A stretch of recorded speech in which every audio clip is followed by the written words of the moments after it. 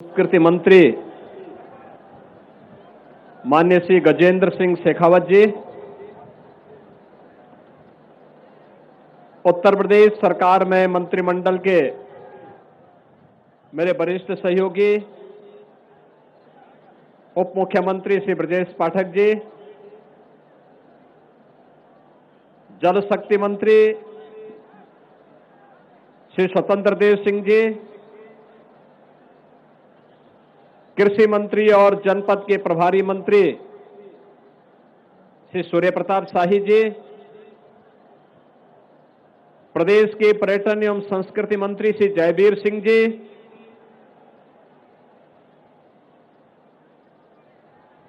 आज के इस कार्यक्रम में हम सबके बीच में इस उत्सव की गरिमा को बढ़ाने के लिए यहां पर उपस्थित इलाहाबाद उच्च न्यायालय की माननीय न्यायमूर्ति श्रीमती संगीता चंद्रा जी, उत्तर प्रदेश सरकार के मेरे मंत्रिमंडल के सहयोगीगण, सभी माननीय जनप्रतिनिधिगण, सभी पूज्य संतजन और हजारों की संख्या में राम जी की पेड़ी में उपस्थित और अयोध्या धाम में उपस्थित लाखों की संख्या में उपस्थित सभी मेरे श्री राम भक्त बहन और भाइयों, दीपोत्सव का यह भव्य और दिव्य आयोजन आज पूरी दुनिया देख रही है। मैं इसके लिए आपको भी, पूरे प्रदेशवासियों को भी और देश और दुनिया में जहां कहीं भी सनातन धर्मावलंबी इसका आनंद ले रहे हैं, उन सबको भी मैं इस अवसर पर हृदय से बधाई देता हूं, अपनी शुभकामनाएं देता हूं।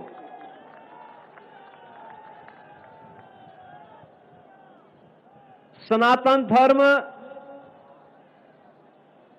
दुनिया का सबसे प्राचीनतम मानवता का धर्म है। जियो और जीने दो की प्रेरणा देने वाला धर्म है। सबके कल्याण का मार्ग प्रशस्त करने वाला धर्म है और सबके कल्याण का मार्ग प्रशस्त करने वाले इस शाश्वत व्यवस्था पर जब कोई प्रहार करेगा तो स्वाभाविक रूप से स्वयं के विनाश को ही आमंत्रित करेगा।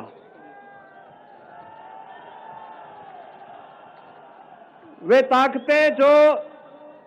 आज भारत को कमजोर करना चाहती हैं, वे समाज को बांटने का काम उसी रूप में कर रहे हैं जैसे कभी त्रेता युग में रावण और उसके अनुयायी कर रहे थे। बहनों और भाइयों, नाम का अंतर है। काम उस समय भी उनका बांटने का था, आज के वे लोग भी उसी रूप में कोई जाति के नाम पर, कोई क्षेत्र के नाम पर, कोई भाषा के नाम पर, कोई परिवार के नाम पर समाज को बांटने का जो कुत्सित प्रयास हो रहा है, इसके माध्यम से राष्ट्रीय एकता और अखंडता को चुनौती दी जा रही है। ये दीपोत्सव हम सबको एक नई प्रेरणा देने का एक अवसर है। याद रखना, हम सबको इस बारे में स्मरण रखना होगा, उस कालखंड में भी, त्रेता युग में मारीच भी जानता था कि सोने का मृग बनकर के मेरी क्या दुर्गति होने वाली है। उस समय इंद्रजीत और कुंभकर्ण भी जानता था कि श्री राम से दुश्मनी की क्या कीमत चुकानी पड़ेगी, और स्वयं रावण भी जानता था कि राम स्वयं जगत नियंता, स्वयं श्री हरि विष्णु के ही अवतार हैं। राम से दुश्मनी जगत जननी मां भगवती जानकी का अपहरण की कीमत उसे किस रूप में चुकानी पड़ेगी, लेकिन जाके प्रभु दारुण दुख दीना, ताके मति पहले हर लीना। और यही त्रेता में हुआ था। रावण हो, कुंभकर्ण हो, मेघनाथ हो, मारीच हो, खरदूषण हो, ताड़का हो, ये सब एक जैसी गति को इसलिए प्राप्त हुए क्योंकि इनका पक्ष धर्म का था, असत्य का था, अन्याय का था, अत्याचार का था, शोषण का था। और आज भी राजनीति के लिए सेम बने हुए कुछ लोगों के पितरों को राजनीति के नाम पर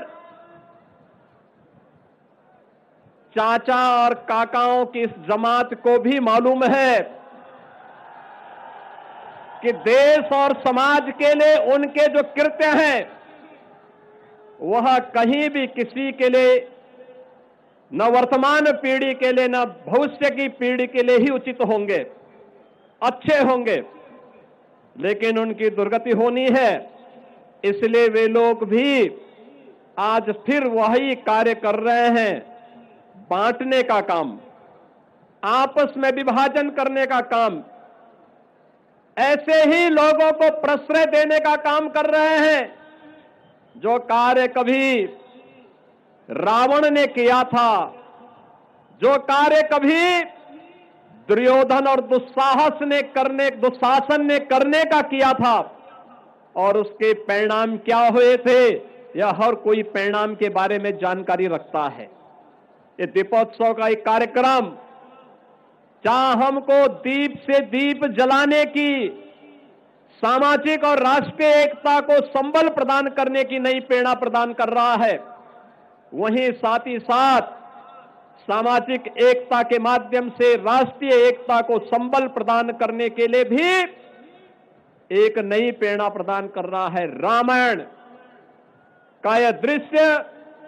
प्रभु श्री राम का अयोध्या आगमन के उत्सव के रूप में दीपोत्सव का यह आयोजन इसी श्रृंखला का हिस्सा है। और मुझे तो अत्यंत आनंद की अनुभूति हो रही है कि दीपोत्सव का 8वां कार्यक्रम, इस दौरान दुनिया की सबसे बड़ी महामारी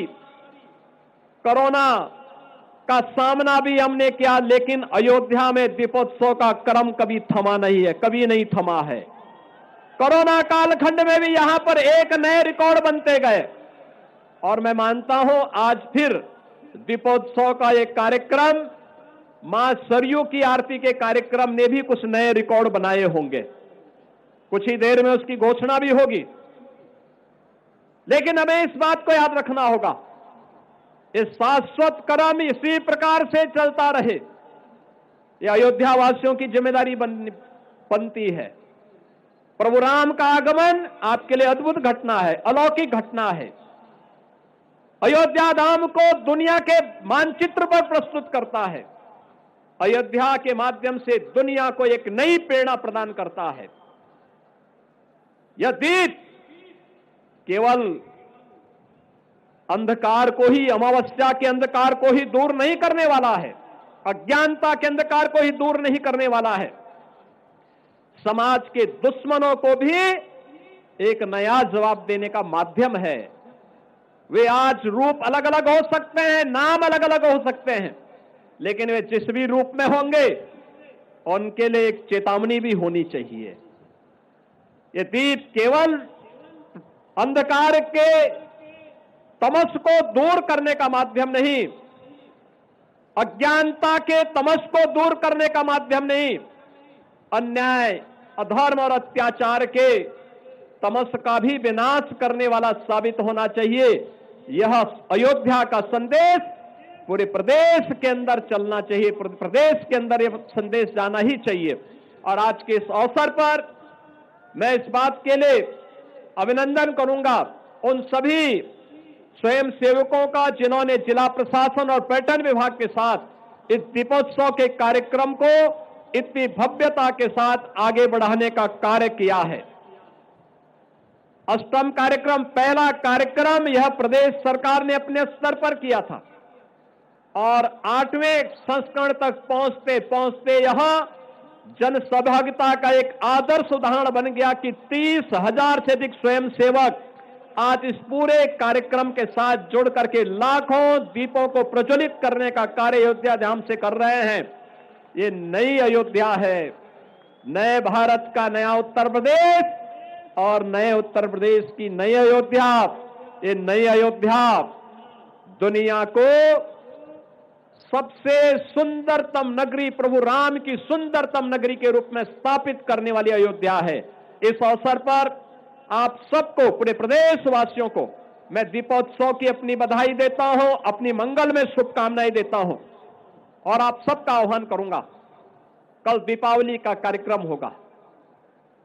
हर एक घर में दीपोत्सव भी होगा, हर एक घर में पकवान भी बनेंगे। याद रखना, हमारा पर्व और त्योहार एकांगी का प्रतीक नहीं है।